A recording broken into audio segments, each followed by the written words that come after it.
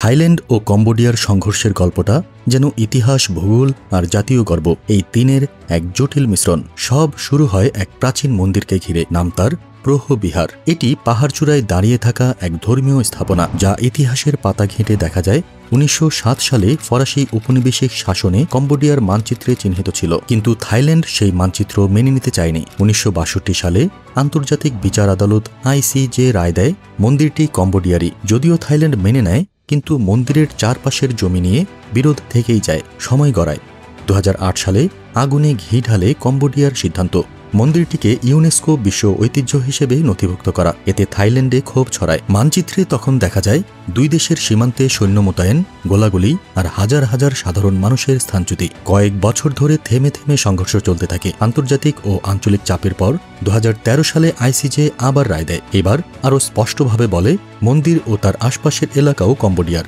আজ সেই সীমান্তে শান্তি বিরাজ করলেও মানচিত্র বলছে উত্তেজনার রেশ এখনও রয়ে গেছে। এই গল্প আমাদের শেখায়, মানচিত্র শুধু ভূখণ্ড দেখায় না, কখনো কখনো তারা ইতিহাস, পরিচয় আর সংঘর্ষের গল্পও বলে।